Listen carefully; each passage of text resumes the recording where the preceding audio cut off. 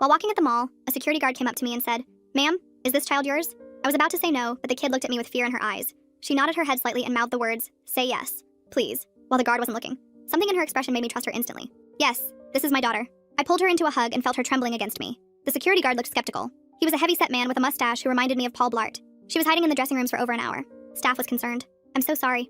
We got separated and she must have gotten scared." I rubbed the girl's back, trying to seem maternal. "You know how kids are." He studied us both for a long moment. The girl buried her face in my shoulder and I could feel her heart racing against my chest. Finally, he nodded and walked away, but I noticed he spoke into his radio as he left. We didn't have much time. As soon as he turned the corner, I knelt down to the girl's level. She had dirty blonde hair and a messy ponytail, and her Pokemon Eevee t-shirt had stains on it. Dark circles under her eyes made her look older than she probably was. Her eyes kept darting around like she expected someone to jump out at any moment. "Are you safe?" I asked quietly. She shook her head. "There's someone who took my mom and I'm scared they'll take me too." My heart started racing, but I tried to stay calm for her.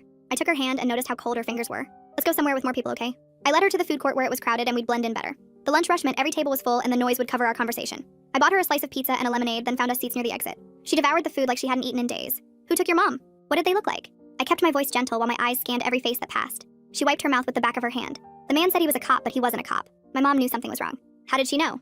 I asked while watching a man in a maintenance uniform push a garbage cart past us. The girl took a sip of the lemonade I'd bought her. Her hands shook slightly as she held the cup. "She used to be a cop." She said his badge looked fake and his uniform was wrong. The shoulder patches were for a different county and his belt only had handcuffs. "What happened then?" I noticed the same security guard from earlier standing by the Panda Express watching us. We were shopping for my birthday when he approached us. My mom grabbed my hand really tight and started walking fast, but he followed. She made me go into the changing room at JCPenney and told me, "That man is not a cop. Do not let them grab you by any means." Then I heard yelling, and when I came out, she was gone. "When did this happen?" I was already pulling out my phone to call 911. 3 days ago. She looked down at her pizza crust. 3 days? Where have you been staying?" I tried to keep the shock out of my voice. "My mom's car. She taught me where she hid the spare key under the wheel well, but I ran out of the snacks she kept in there yesterday." The girl's eyes filled with tears, but she blinked them away like she was used to being strong. I was dialing 911 when she suddenly grabbed my arm. Her small fingers dug in with surprising strength. "He's here. The fake cop is here." My thumb froze over the call button. I looked around but saw only normal mall shoppers. Families with strollers eating orange chicken. Teenagers taking selfies by the fountain. A man in a suit checking his phone by the ATM. I don't see anyone in a police uniform. He changed clothes, but I know his face. He limps a little on his left side. And his shoes.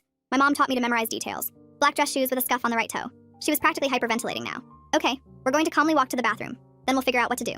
I abandoned the 911 call for the moment and grabbed her hand. We stood up trying to look casual. The girl stayed close to my side, using me as a shield from whoever she'd seen. The food court seemed bigger now and every face looked suspicious.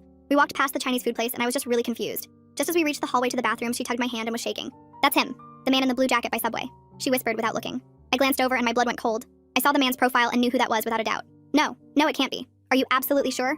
My voice came out strangled. The girl peeked around me, then quickly hid again. "That's him. He's the one who took my mom. He had a partner too, a woman, but I didn't see her face." In my head I thought, "A woman? But that man is my husband." Full story link below.